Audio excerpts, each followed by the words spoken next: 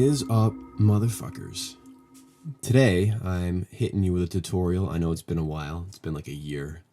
And I wanted to go off and, do a little learning, get better at sound design, so I could actually give you something worthwhile. And you're totally going to hear cars drive by because I live in a house.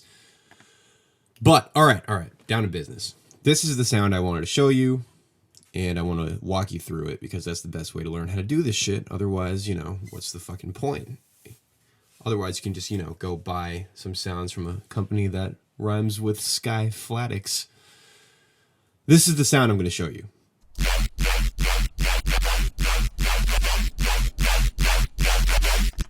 I'm sure you can find an application for it, and you can tweak the shit out of it, do whatever you want, but this is a pretty basic dubstep bass music sound, and I'm going to walk you through how to do it, and this is how it sounds with the drums.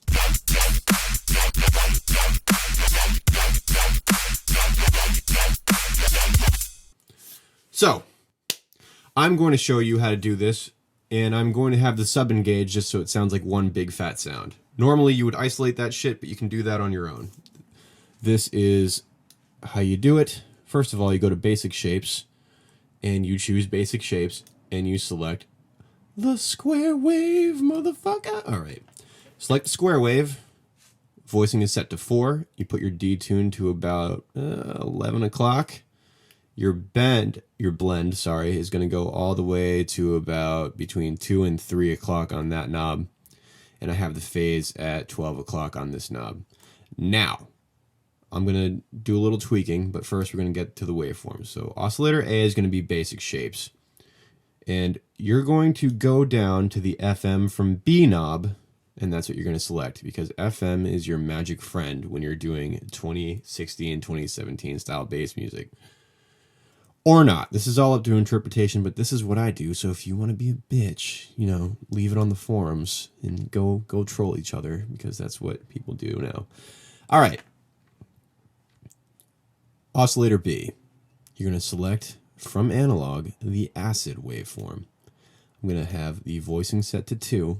And now I like doing even number voicing because the imaging sounds more spread out and it sounds, the stereo field sounds more even. Like when you do odd number voicing, like, hold on, see. It's more pointed in one direction, and then when it's even, it's spread out more evenly. So that's why I do even number voices. If you didn't know that, now you do. I figured that out one day. I'm sure it's some 101 shit. And I'm a little slow on the uptake, so bear with me. So I set my detune to about 11. I set my blend between 9 and 10. My phase is at 12 o'clock, and my random is all the way to the left. The random knob is what images and spreads your sound out. Watch this. This is what I wanted to get to first. And you're going to have your wavetable positions set to 11 here. You're going to do the bend plus minus for Oscillator B. You're going to have that set between 9 and 10. Your pan is going to be at 12 o'clock for all these, but for Oscillator B, you set your level all the way down, because what you're doing is you're taking the FM from Oscillator B and applying it to here. So that's what that is. That's what the FM from B knob is, because listen. That's by itself, and then when you turn it up,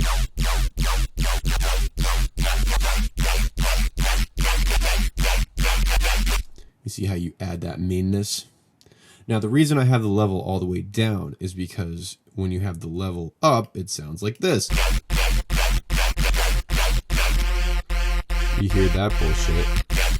That bullshit's coming through. So what I want is the level down, because all I want to do is take from this waveform, and you're adding the FM from it over here. It's basically the FM easy button. It's fucking awesome. It's one of the greatest parts of Serum, in my opinion. And it allows you to get those just rigid, hard-ass sounding sounds, and it's fantastic for heavy bass music. So, it sounds like this. Before I go into the random knob, sorry, I'll keep you guys waiting, I'm going to select from my filters, because otherwise it's going to sound like this. I mean, that's okay, but I'm going to go into the multi, and I'm going to select my HN12 filter. And what I'm going to do is I'm going to set the cutoff to about 9, the resonance to about 12, pan is 12, drive is about 9, a little earlier, and then my frequency is going to be at around 2 over here, and my mix is going to be all the way up. And I just have it set on A because nothing is coming out of B. B is all the way down.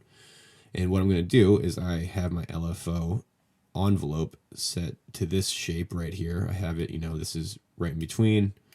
This is how it usually comes as a triangle. I bend it up a little here, bend it down a little bit there, and I move it over because I want the attack to be a little faster. So it sounds like, if I click on it, what I did was I set the envelope to my level, because that's what gives it that, it sounds like it's jumping at your face, because otherwise it would sound like this,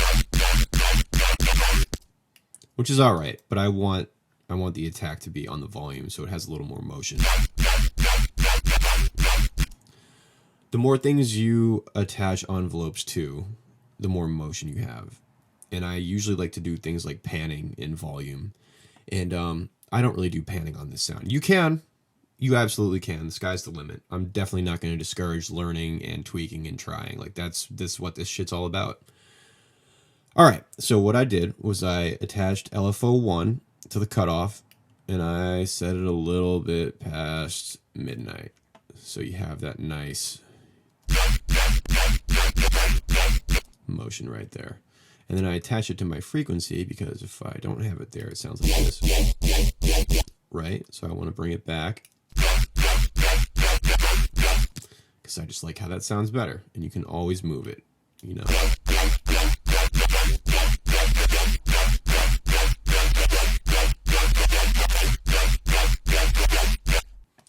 So that's where I'm going to leave it. I attach it to my FM knob just to add a little bite, because otherwise it's a little flat. It's like, right? But if I have a little modulation, it has a little more bite, has a little more dimension, and the more motion, the more advanced you sound, and the cooler of a kid you can be. I'm just kidding. All right, so I add sub. Usually when I'm recording and doing the mix down and printing this, I don't have the sub. I do the sub separately. But for now, because I'm showing you guys how to do it, I want it to sound like a big fat ass sound. So without the sub, it's like this. That's ultimately what you want in your mix down. But for now, I just select a simple sine wave, turn the volume up to about 2, just so there's a little ass behind it. You know what I'm talking about. You know. Okay, so over here in the effects section, I have the multi-band compressor on, because that's what squashes the absolute fuck out of the sound and makes it sound more modern. This is up to interpretation. You don't have to do this. But I have my threshold a little past midnight. I have my ratio to about 3:1. My attack is around 9, release is around 9, and my gain is around 9. If you turn it off, multi-band, it sounds like this. You can use that if you want. I like my shit squashed, so it sounds like this.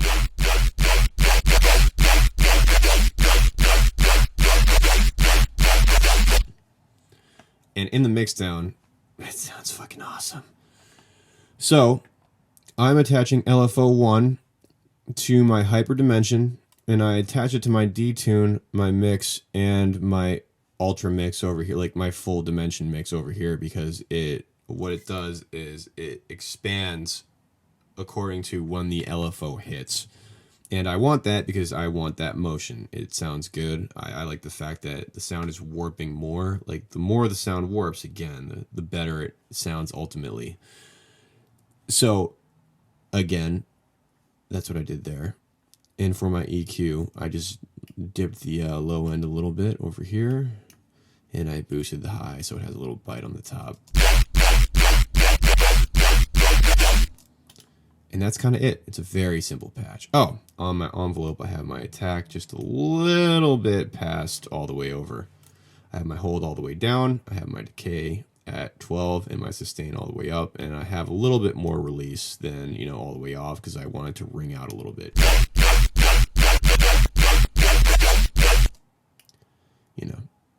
everything's better. You don't want too much because then it sounds like this. But you can do that. I'm not going to discourage it. It's a free country. Oh, and turn the voicing off mono. I left that on by accident. That way you get a nice stereo spread. But if you really want to size your sound, this is the secret. The random knob. You see that? You see that yellow shit showing how big the sound is? Right here too.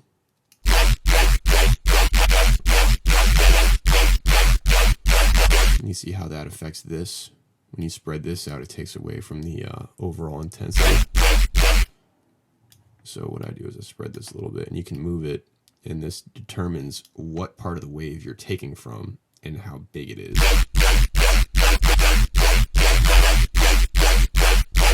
I like how it sounds there. Same thing with detune. Detune is how you size your waveforms as well.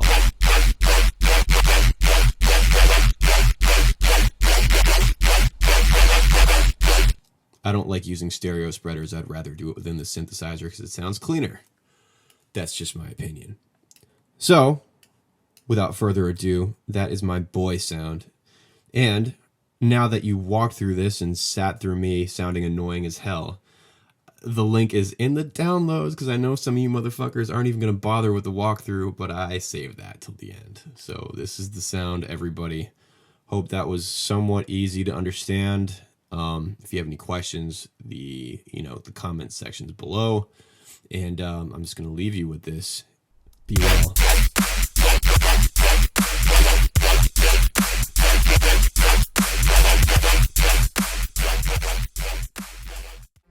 Thanks for watching, everybody. Hopefully that was informative. If you want more videos, come on down to my YouTube channel and subscribe. And if you want more music, come on by my SoundCloud channel and shoot me a follow. I'll see you all next time.